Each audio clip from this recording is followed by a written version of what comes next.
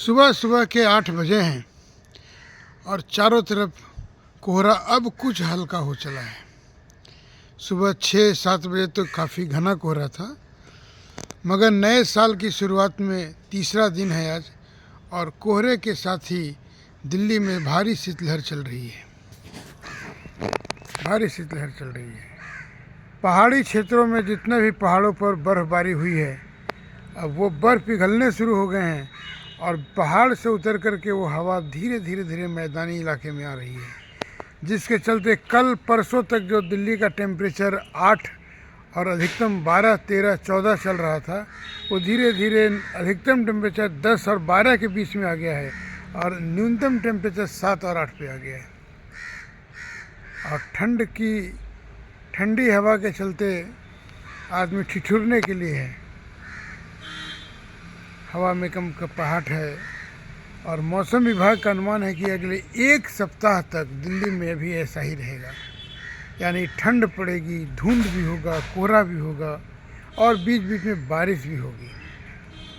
यानी इस समय एकदम दिल्ली पर ठंड की कहर जारी है। ठंड के चलते सैकड़ों हवाई जहाज़ के उड़ान और टेक ऑफ और टेक ऑन दोनों पे अंतर पड़ा है। रेलवे पर भी काफ़ी कोहरे का असर पड़ रहा है और बस पे भी। यानी कि जो आर्थिक नुकसान मानसून मौसम का होता है, वो भारत में और दिल्ली में खास तौर पे चालू हो चुका है। उत्तर भारत पूरी तरह एकदम ठंड की चपेट में है।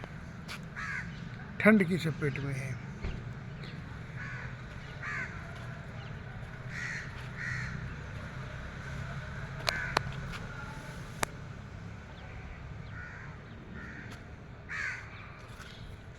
ठंड से बहुत कुछ काम रुक जाते हैं, मगर बहुत सारे काम कभी नहीं रुकते हैं। जैसे ये सन्नी बाज़ार रोड है और सुबह सुबह यहाँ पर नौकरी पर जाने वालों का तांता पहले की तरह अभी भी लगा हुआ है।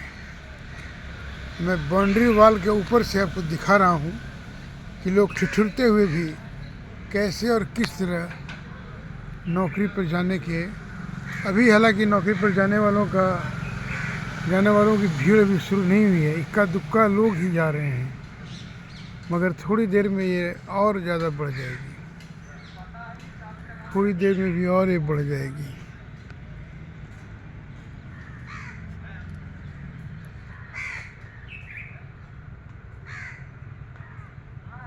मौसम विभाग के अनुसार ये पूरा सप्ताह लगभग 9 या 10 जनवरी तक ठंड की चपेट में दिल्ली पूरा NCR रहेगा।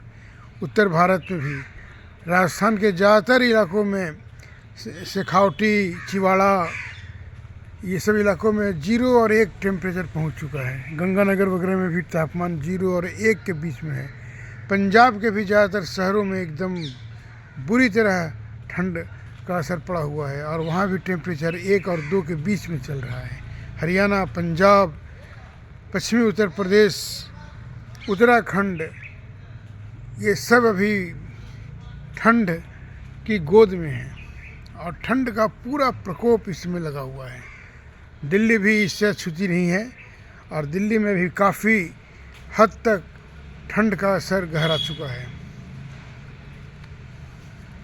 ज़्यादातर स्कूलें बंद हैं, लेकिन 10th और 12th के स्कूल अभी खुले हुए हैं, क्योंकि उनके बच्चों के लिए वैकल्पिक तौर पे एक्स्ट्रा क्लासेस चल रहे हैं। हालांकि बच्चों की संख्या कम है, मगर उनके लिए स्कूल खुले हुए हैं।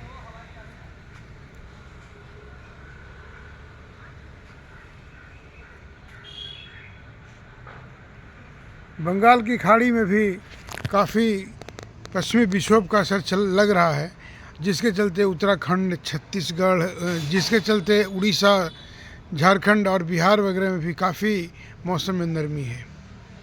हालांकि दिन में वहाँ धूप निकल जा रही है, लेकिन दिल्ली में पिछले कई दिनों से मरी हुई धूप ही दिन में निकल रही है, जिससे धूप का होना न होना दोनों बराबर है।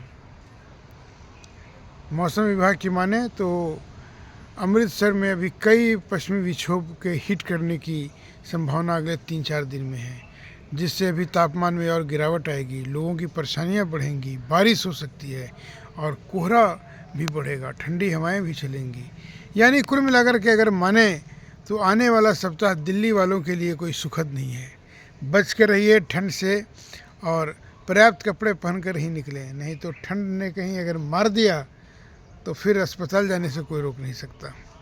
ठंड के चलते थोड़ा थोड़ा पोल्यूशन का भी स्तर बढ़ा हुआ है और हवा की गुणवत्ता में भी काफ़ी बढ़ोतरी हो गई है। दिल्ली के ज़्यादातर इलाकों में आनंद विहार, अशोक नगर वगैरह वगैरह इलाकों में काफ़ी ज़्यादा हवा की गुणवत्ता खराब हो गई है। यानी इसमें मौसम और प्रदूषण का ऐसा मिला जुला ट्रैक लग रहा है जिससे दिल्ली वालों को राहत पाने की फ़िलहाल राहत मिलने की कोई उम्मीद नहीं है।